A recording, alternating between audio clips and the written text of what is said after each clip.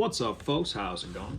First things first, we're here to announce our support of Philly, the Philadelphia Eagles. There's no joy. There's no happiness. There's really no true love.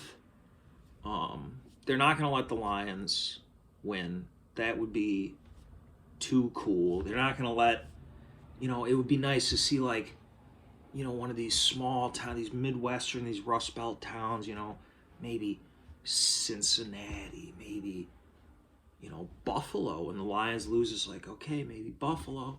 I like Buffalo. No Buffalo. Maybe Cleveland, maybe not Cleveland, but they're not going to allow that. It's been seen fit to have a situation where two evil teams are going to be facing each other. So we're given a choice between two brands of evil. One that I consider that I think I can wrap my head around a little bit better is the brand of evil that's represented by Philly, which would be that kind of East Coast, kind of rude, drunk, bad coke, aggressive to people, the kind of people that are proud. Some people are proud of their city being dangerous, but these are people that are proud of their city being rude and difficult to navigate. These are the types of people we're talking about, this type of evil. Contrasted on the other side is this kind of corporate, kind of satanic, kind of evil, represented by the Chiefs, and I choose to support Philly. So there, like I said, there's no light, there's no hope, there's no joy. So go Birds. Anyway, so this is series video 2 of our series on books. Today is going to be some science fiction books that I like. These are all good books.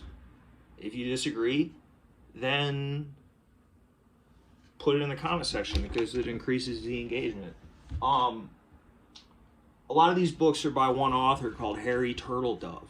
Weird name. Guy writes primarily alternative history books. I'm a history type guy. If you're into history, you'll really enjoy these books. There's lots of little Easter eggs in there. The guy was a Byzantine historian by education, so he's a educated man, and he makes fun, entertaining books that are, easy to read but not dumbed down, fun books. So we're gonna look at a couple. He wrote a lot of books, but he got a couple of series. His main series that I'd say he's known best for, well, his first book that I became aware of is a book called Guns of the South. I don't have that book here. I own it. I don't know where it is. Excuse me. Guns of the South is a little bit more sci-fi than some of these other books I'm going to talk about, but it's a standalone book where basically South African racist group, extremist group, gets a hold of time travel technology and brings AK-47s and Civil War history books to Robert E. Lee and the Confederate Army, during the Civil War, and shenanigans ensue, right? So that's an interesting idea. And then after that, I don't know if that was his first book. I think it was his biggest early book. But then the first series that I got into after that is what's known as a Southern Victory series. So a lot in the alternate history series that he writes usually hinges on some slight change in history that causes this cascade of, and we look at the circumstances afterwards. So in Southern Victory, there's a situation before, I can't remember the battle. Antietam, I can't remember, or it could have been Gettysburg. This could have been the Battle of Gettysburg, actually. Where in real life the Union had found these secret messages that the Confederates were sending, and it gave them, the Union Army, a jump on it and allowed them to win a victory, and so on and so forth. And that's what happened in real life.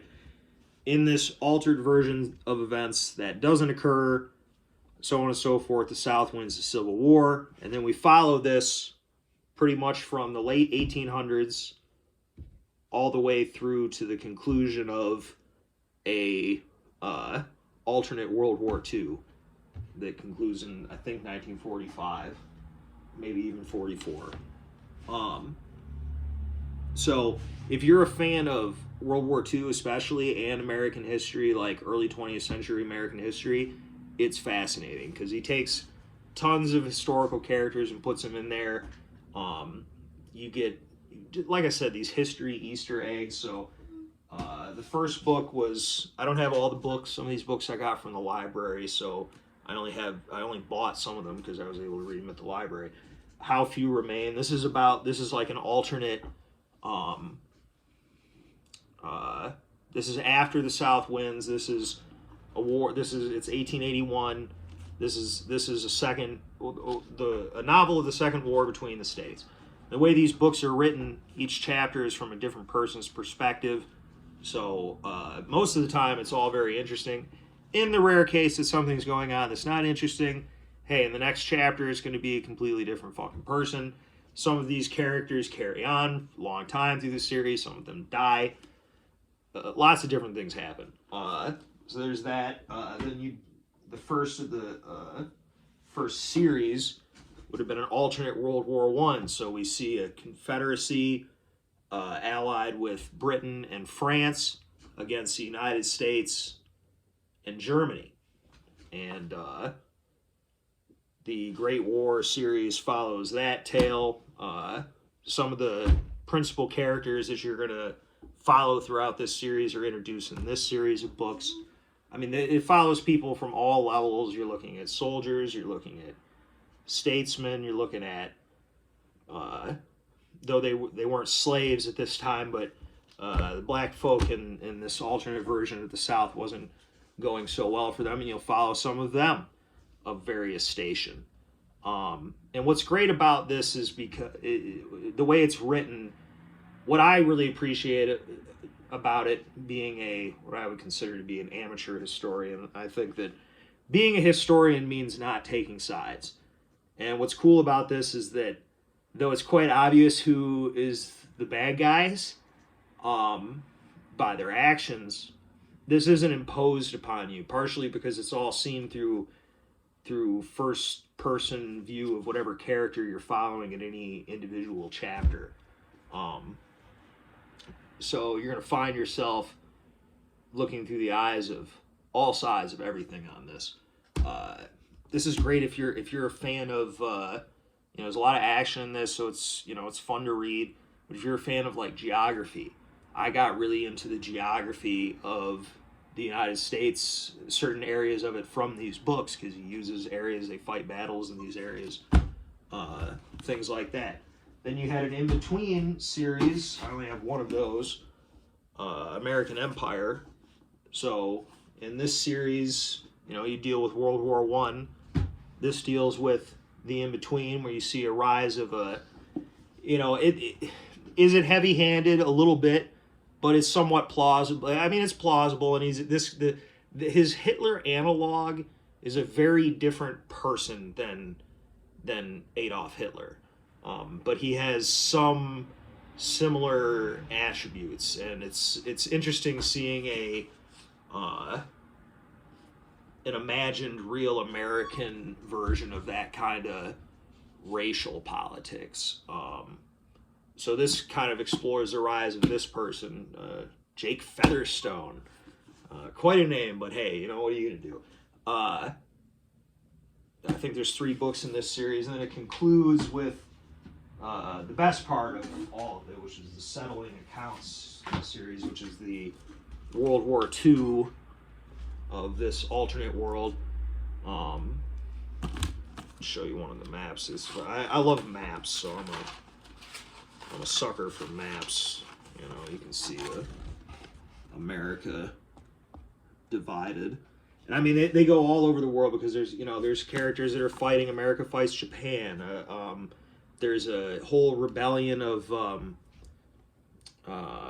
the Mormons in Utah, supported by the Confederacy. That's quite interesting. As you can see, the South at one point earlier on in that first book in the series, they end up purchasing part of Mexico to complete their connection to the Pacific Ocean. It's all pretty plausible shit. There's really a dearth of lore shit on this stuff, on this series available, but it's good shit. I mean, if you like fast-paced, interesting stuff, you're going to get great characters out of these books. And you're going to enjoy all the books. I highly recommend them. Most of them I just looked up are available for like $10 fucking. Less than that if you want to get it on Kindle. Blah, blah, blah. He had a couple other series. This is another one of his larger ones. I only have one book, for example, in here. This is the World War series. This is a little bit more fun, I guess you could say. A little bit more out there, but I think a cool take on alien invasion and the historical aspect of everything. So this series, the World War series, concerns a situation where I want to say what year? Maybe 1941, 1942. During World War II, aliens invade, right? So, and then we take it from there. Fun series. The aliens, I won't be ruining anything about the series for you by telling you this. I highly recommend you read all this shit. Read books, or read books. They're fast, they're easy to read. These aliens are really more or less only at the same level of technology as maybe we are right now. They travel through space using like a cryosleep situation, so they have nuclear weapons and computers and jet planes, but it's not crazy advanced. It's not like the Covenant invading or anything like that. And so it's interesting to see how a fully armed world responds to this invasion. The aliens are, and you'll see the book, they're key characters in the book. So again, just like the other series, this series is written, each chapter is from a character's perspective, so you get first-hand view from the aliens as well. They're lizard people, which are fun. They're very old culture, but they evolve. They move very slowly. Like they advance their technology very slowly, and in their experience, the other races that they have encountered are much the same. So they sent a scout to Earth like during the Middle Ages and saw what was going on, and they figured, okay, we can deal with that when we get there. And when they got there, we're working on nuclear bombs and shit. So cool stuff. World War, aliens, drugs, alien sex, sort of. It's not creepy like you'd imagine. More. Read the goddamn book. Another series here. Again, if you're a World War II buff, this is the guy for you.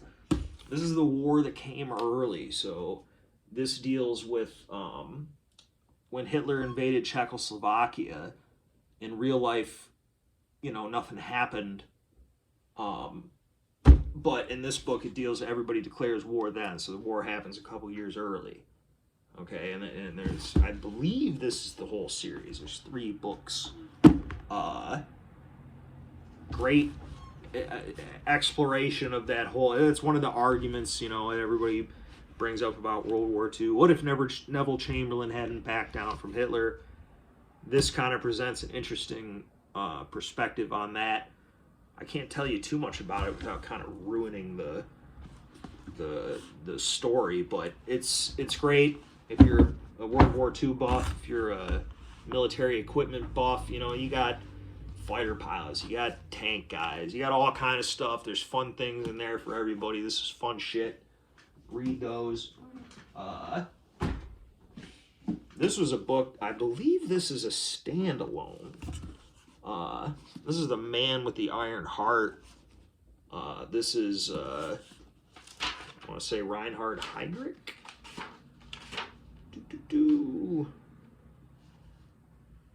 Yeah, Reinhard Heydrich, who in real life was killed in, it says right here in the goddamn thing, Czechoslovakia. He was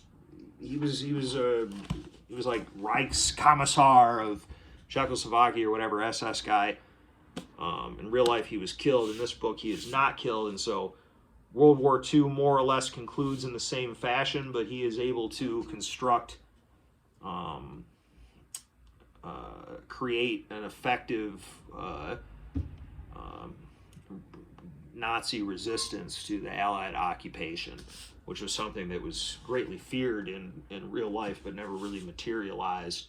The werewolves and such like that. But this is a situation where he was able to, that was able to be done. I believe the way that, which is how it would have had to have been done in real life, because Hitler was not interested in preparing for losing the war, so he wasn't going to invest in that kind of thing. And basically he approaches Himmler, who's Himmler was a lot of things, but he was at least slightly more realistic than Hitler was. And in this series, Heinrich approaches him and convinces him to supply and fund this resistance group, and it's pretty interesting. You get a lot of early Cold War